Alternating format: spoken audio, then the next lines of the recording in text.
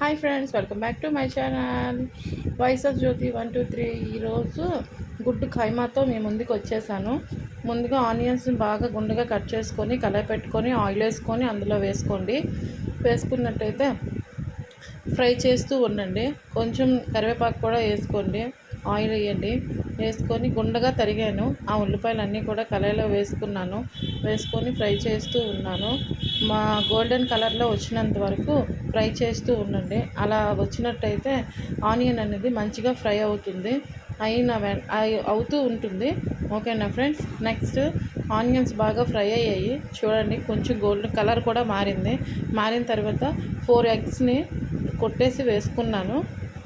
ఎగ్స్ని అప్పుడే మీరు వాటిని ఏమి కదపొద్దు, అలా ఉంచేయండి.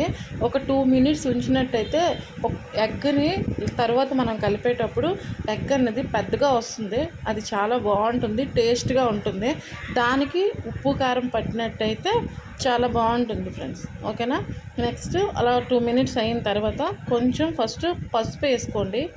వేసుకున్న తర్వాత ఉప్పు 1.5 స్పూన్ వేసుకోండి, సరిపోతుంది. నెక్స్ట్ కారం మాత్రం 2 స్పూన్స్ వేయండి. కారంగా ఉంటేనే బాగుంటుంది, ఎగ్ కైమా కదా, సో అందుకని 2 స్పూన్స్ వేసి సరిపోతుంది. నెక్స్ట్ చికెన్ మసాలా కొంచెంగా వేసుకోండి, 1 స్పూన్ వేస్తే సరిపోతుంది. ఓకేనా ఫ్రెండ్స్. వేసుకున్న తర్వాత కూడా ఒక 1 మినిట్ 2 మినిట్స్ అలా ఉంచేయండి. ఉంచిన తర్వాత వాటిని కలుపుతూ ఉండండి. కలిపిన తర్వాత అది ఎగ్ అన్నది కొంచెం పెద్దగా వస్తుంది. అలా వచ్చినట్టయితే అన్నంతో తినేటప్పుడు చాలా టేస్ట్గా ఉంటుంది. అందుకనేసి అలా 2 మినిట్స్ ఉంచిన తర్వాత కలపండి.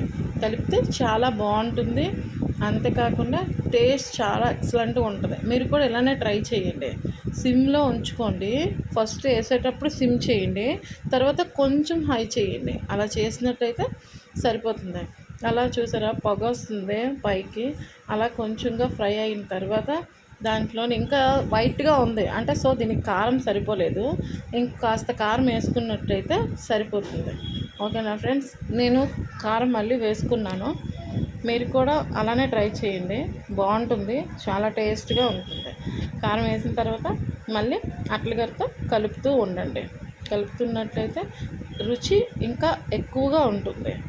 చూడండి, కొంచెంగా కలర్ మారింది. ఇందాక వైట్గా ఉండేది కదా, ఇప్పుడు చూసారా రెడ్ కలర్లోకి వచ్చింది.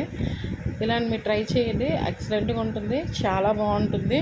ఓకేనా ఫ్రెండ్స్. ఎగ్ కైమా రెడీ అయిపోవచ్చింది. ఒక 2 మినిట్స్ ఉంటే సరిపోతుంది ఫ్రెండ్స్. ఓకేనా.